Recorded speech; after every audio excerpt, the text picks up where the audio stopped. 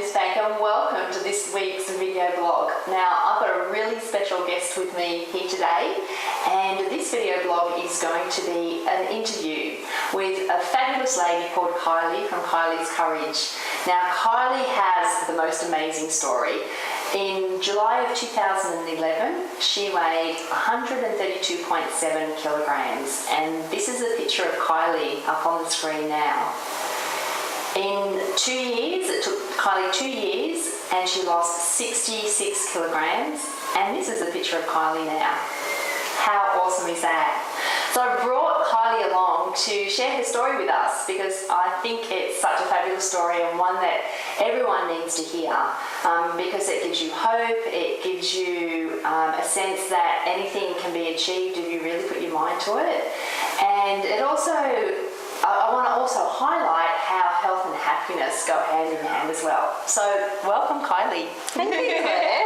Thanks so much for joining me. It's just wonderful to have you. Yeah, it's great to be here. Yeah, thank you. Great. So I'm going to ask you a few questions, and as we go through this interview, what will come out of it is your amazing story to share with everyone. Sounds good. What I want to start off with, and I think this is a question that everyone wants to ask or is on their mind, is how do you get to 132.7 kilograms? Don't forget the point 7. It's really important. How was it just a gradual creeping up of weight, or did something happen in your life that maybe got you to there? But yeah, I would love to know. You make it sound like a goal, and it really wasn't. No, well, actually, that's a good point. No, it wouldn't have been. No. Yeah. I guess over the years, yes, it was just a gradual creeping on of even more weight.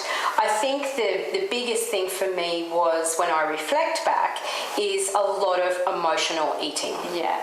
Lots of emotional eating instead of knowing or choosing to process my emotions. Yeah. So, as they say, kind of like life happens. But unless you're like conscious, you can choose to be unconscious and, eat another cream bun or, that type of thing. So, lots of emotional eating. So, and I guess, there's lots of, unhappy times and that in there. But I guess I used food as a reward for everything. So when there was a challenging time or when there was a sad time, you eat. And then when there's a happy time or you achieve something, you eat as well. I can so relate to that because I do that all the time. I'm a really emotional eater, and I know sometimes I'll be driving home from work of an evening and I've had a really hard day at work, and the first thing my mind goes to is like, ooh, what's at home that's really yummy to eat? And I can understand that if you keep doing that, it just becomes habitual. Yes. And before you know it, and you don't realise it the way it's creeping on until suddenly you look back at maybe how you used to be and you go, oh my goodness, how did I get here? Yes. Yeah, exactly. Yeah. So was there a catalyst? Did one day you wake up and go, I've got to do something about this? Or was it a gradual knowing that the time would come? Yeah, I didn't actually have a morning where I woke up and just went, okay, enough is enough, just stop this, I need to do something about it. It was over a period of time. I had done lots and lots of diets. They start every other Monday. Yeah, I know that one. And look, I've never done any programs as such, so, if you refer to things like Weight Watchers or things like that, I hadn't done any programs like that. But every other diet that I had started, I, may have had a little bit of success on some of them, but I felt deprived, as though no, you can't eat that, no, you can't eat that, you must exercise here. It was really hard work. I just felt it was really hard work. And now that I look at the diet concept, it's like, well, now I understand why they didn't say stay sustainable in my life, because the diet was for a defined period of time. Let's do the diet for 12 weeks. Well, after 12 weeks, what happens? Okay, so I'd go back to eating sausage rolls and Big Macs or something, and I mean, that's just never going to work, is it? Now that I look at the logic behind that, it's like, well, so it wasn't a defining day. It was just a chance meeting with Ben Maitland, a chiropractor and a kinesiologist, And honestly, I had no idea what Ben was going to be able to do for me. I didn't even know what chiropractic and kinesiology were going to do together, and I didn't even know what kinesiology was. So, but anyway, I went and met with Ben, and I think the biggest thing was that I didn't feel any judgment from Ben. He was just very open and honest and quite relaxed, and that non-judgmental side was really refreshing. That's awesome to hear, because so many people, when they need to lose weight or they want to lose weight, they do go straight for the quick fix diet. It's like, what am I going to go on that's going to shed these kilos really quickly?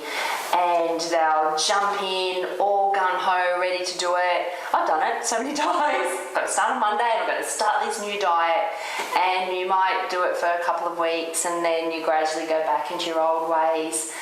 But having a chance meeting with someone, so you didn't even go into that meeting with Ben or that appointment with Ben going, right, I'm here because I want to lose weight. It just evolved from that.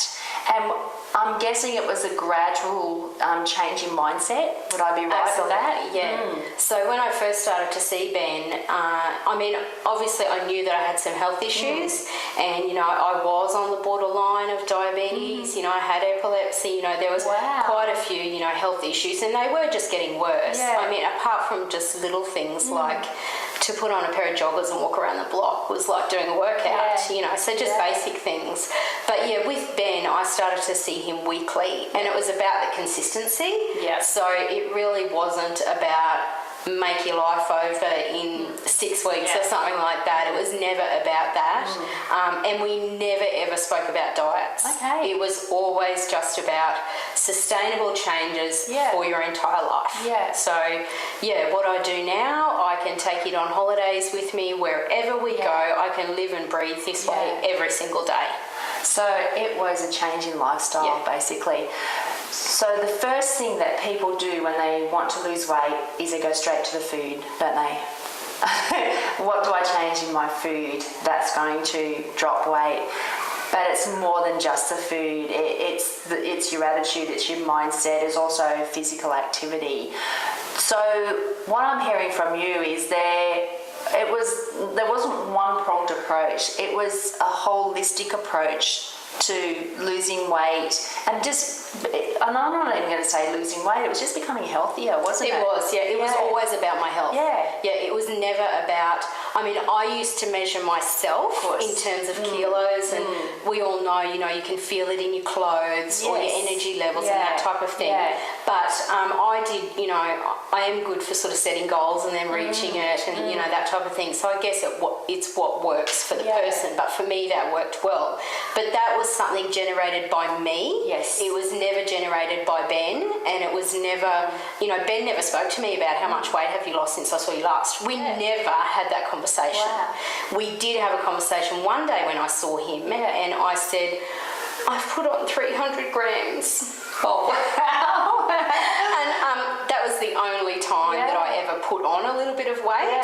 And I just used to have a system where I weighed myself every fortnight, because otherwise I think the scales can become incredibly sabotaging to a health journey. And so that was my system. And I just remember Ben looking at me saying, I'm not even discussing that with you. And he moved on. Oh, I love it. That's great. And in hindsight, I was really annoyed that he said that to me. But honestly, it was probably the best thing that he ever did, because in my mind, it was really playing havoc in my mind. That was a big deal. And it wasn't a big deal, and he didn't make it one. And you actually wanted him to jump into the pit with you and wallow around. Totally. I love it. Because sometimes we really want that, don't we? Exactly. Come into the pit with me and feel my pain and wallow around. And you know what? Sometimes that's not what we need. No. And I love them, because that's the best thing to have, is what I like to call the unreasonable friend. The unreasonable friend will tell you what you need that's good for you, not wallow around in there with you and sympathise and pat you on the back and go, there. They're probably going to tell you some things that you don't want to hear. and they know that, but they know it's going to move you forward, and they know it's going to be helpful. Yeah, so absolutely. And I like your terminology there, because I guess, you know, Ben has been like that for me. And there's times when I just needed to hear it black and white.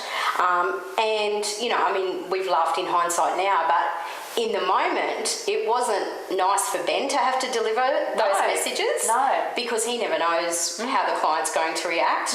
And he got my nasty reaction one day, and I had to go back and apologise to him. But I guess the strength of, you know, a good practitioner is that he wasn't going to tell me what I wanted to hear. He was going to tell me what I needed to hear. You know, not wallow with me what I call a woe is me moment.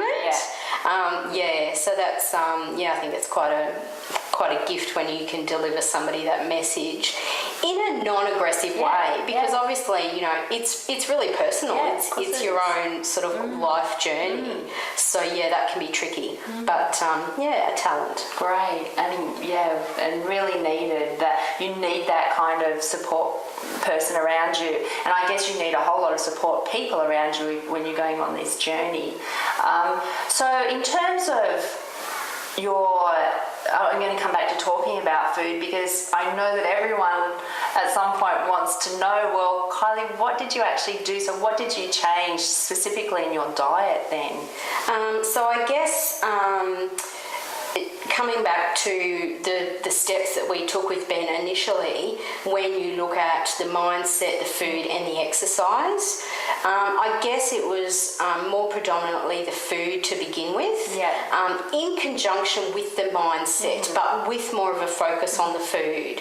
And then came the mindset, and actually then came the exercise. Okay, great. And I suppose when I reflect upon that, it's like, well, your food is your body's fuel, isn't it? So if I'd have gone there to meet with Ben the first time and he'd have said to me, look, go and run 3Ks tomorrow, there's no way that my body would have had the right fuel to have been able to have done that. So now I think, well, I needed the right fuel to be able to do any exercise at all. So it was about, I call my eating philosophy clean eating. Love it. Lots of people ask me, what is clean eating? And I just describe it as, it's not processed foods. I have very little in terms of the house of, you know, packet type foods. It's fresh, it's seasonal, it's wholesome. For us, it is mostly organic, and I get that that's a personal choice of people, whether they eat that or whether they don't. So it's trying to eat foods as close to nature with as little as processing, and by the very nature of what that is, means I do avoid things like gluten. I do have a really high dairy intolerance, so it makes me really sick. So I do stay away from dairy, processed sugars, that type of thing. So it's really just eating, you know, as natural and what I call clean foods as possible. And that's my philosophy. I love clean eating, and you know, just the fact that as soon as you take out any packet foods, any processed foods from your diet, and you eat as close to nature as possible, then automatically your body is going to reap the rewards of it, and naturally the weight is going to come off of you. It's kind of like my aim for colour, you know, banish beige out of your life, you know, but every meal, if you sit down and you've got a sea of beige on your plate, you know it's going to be food that's high in fat, high in sugar, high in salt, which is usually cakes and pies and sausage rolls and mashed potato and gravy and chips and all of those things that occasionally we do love eating. But as soon as I see a plate of beige food, it's like, Claire, stick some colour on this plate, seriously. And I'm not talking about a colour from artificial foods like M&Ms or nature's like colour. It's got to be nature's colour. And you know, it's as simple as that. Absolutely. And we know it's not easy, but it is simple. It doesn't have to be complicated with all these different new, you know, fandangled diets or whatever you want to call them. It's just as that. And Kylie, I know that you listen to your body. So you have a high dairy intolerance, so you listen to your body and go, that makes me sick, and the same with gluten. And I think if anyone watching this can get something out of it, is listen to your body, and then adjust accordingly, and maybe seek some advice from a health professional before you take any food groups out of your diet, go and seek some, professional help, but just listen to your body. Absolutely, Yeah. I mean, it's one of our biggest qualities that we choose to tune out to. Yes. And I guess when I finally got that I needed to take responsibility, so even though I had, a great support circle of people, and I couldn't do it without them, because from a professional level, I had people like Ben. Yeah. I did in the end have a personal trainer, Yeah. and then I had my husband and daughter who were a great strength of support to me. But ultimately, at the end of the day, those people cannot actually do it for you. It comes back to you. And for a long period of time, I was putting that responsibility largely really onto Ben. And really one of the big messages I had, and quite a defining day in the journey, was that my health is my responsibility. And at the end of the day, the buck stops with me. So it's kind of like takes away then, I suppose, that blame game that you can shift to other people. You're not responsible. If you take responsibility of your own health in conjunction with professionals or with trainers and that type of thing, yes, they can be a support. They can give you their professional guidance, knowledge. You can read articles and that type of thing. But taking the responsibility yourself, because you live inside you, so nobody else actually feels what you're feeling except for you. So it takes time though, and patience, and it's been something that's been learned. I just didn't overnight wake up and know how to tune into me. It's really been a learning process, but it's been very empowering, because once I learned that I could tune in and listen to myself, then you hear things, and it's like, oh wow, okay, so I don't feel such great energy after I eat X food. Well, maybe I'll look not to eat X food, and I might eat this food instead of that food. And you learn to work out how your body actually thrives, and that's really empowering, because then you can largely take care of you, and you're responsible for what you put in the fridge, what you put in your mouth, where you shop, and all those types of things, and you can make those choices. And I think that's the key message, the biggest message from this, isn't it? It's that it's up to you. No one else can do it for you. It's totally up to you. Yes, you need the support around you, but at the end of the day, it's got to be you, and you've really got to want to do it. Yeah, absolutely. Yeah. So, just a couple of last questions. Do you think you're still the same Kylie as you were? No, I don't think I am actually. I guess, we've had a few jokes in the family and things like that. I still remember the first day when I said to our daughter, who's a teenager, let's go for a run. And she looked at me and went, "You don't run."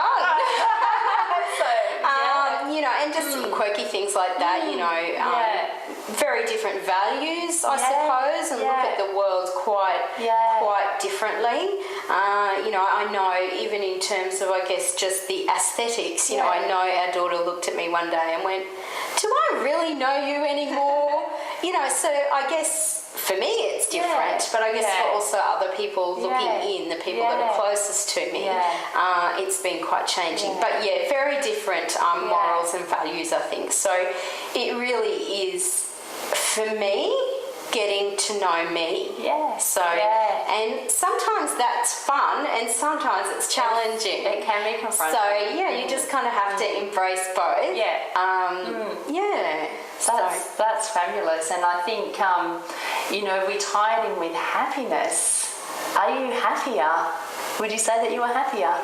Oh, definitely. I'm happy, full stop, because really back at 130 odd kilos, there wasn't. I described it as existing rather than living. So it really wasn't a healthy and happy place to be. And as you know, that transcends right throughout. The family energy, the family home, holidays. All sorts of things. It just transcends into every part of your life. So the mindset part of it has been huge. You know, like, yes, you need the conjunction of the nutrition, the mindset, and the exercise and moving the body. But honestly, if you believe and you have that positive mindset and you work on it all the time and you strengthen it and you embrace it and you enjoy the happy times and you look for the solutions in the challenging times, you know, it's really, the mind is so powerful. You know, and of course that was an intricate part of it as well. So, because that also taught me how to process my emotions now rather than reaching for the cream cake, you know. So, although we started with the food, and definitely the food did help, because having a dairy intolerance that I didn't know about, but then when you find out about it, it's causing massive brain fog for me. Okay. So, but you don't know that you have brain fog until the brain fog lifts. And then it's like, oh wow, I didn't even know that I had that. So this is what life's like on the other side. So when that happens and the food actually starts to work for your body and you feel better for it, if I had have been changing my food and sort of like 12 weeks later felt no better, not even in terms of the scales moving, just in terms of energy, I'd have been thinking, why am I doing this? Whereas when you feel it yourself, I mean, that's the most powerful message. It's like, I feel healthier, I'm more energetic, I'm happier, I don't have brain fog, and it's like, well, life's good, you know, I'll keep on doing this because it makes sense to you. Absolutely. So I always think you have to understand the why. Why are you doing it? So, and then of course the exercise, that helps, and you know, enjoy to move your body, and everybody's different in how they want to move. But that played an intricate part as well. Perfect. So my last question to you is, do you feel you're home and hosed now? Or is it still an unfolding journey? Yeah, it's really still an unfolding journey. I mean, I guess I live a little bit more now as opposed to constantly asking myself questions, or perhaps it takes less brain power now of, for example, what we're going to eat in the day, or, you know, will I bake a cream cake? Well, that's just not even a conversation I would have with myself, you know, whereas it could be, will I make banana loaf today? Yes, I will, you know. So the conversations are different, but like, I'm still learning and growing. I had a conversation recently with someone saying, you know, I still feel as though I'm getting to know myself and I learn things all of the time. And like I said to you, you know, it was never about diets, it was about lifestyle. So it's more, okay, well, I can put more energy into the living now because I don't need to look out so much for, you know, not stopping in at the bakery and buying a sausage roll. But I still feel as though I have so much more learning and growing and living to do that, you know, I just embrace it, you know, as life. Well, life is a journey, and I believe that the day you stop learning is the day you stop living. I firmly believe that. So Kylie, thank you so much for sharing your story with us. I think it will be really helpful to people that have listened. It's not, losing weight is not just about dropping the kilos, it's about changing a whole lifestyle. It's getting to know who you are, and it's knowing that you can do it, Now, Kylie has a wonderful business called Kylies Courage, and I'm going to put all the details of Kylie's, how you can contact Kylie if you would like to, below this video blog in the text below. So there'll be a link to Kylie's website, and I know Kylie does some great things with coaching and cooking classes and some fabulous stuff. So please check out the links below. Kylie, thank you so much for sharing once again, and I look forward to sharing more video blogs with you all. Remember to have an awesome week and to keep colouring your world with health and happiness, and I'll catch you next time.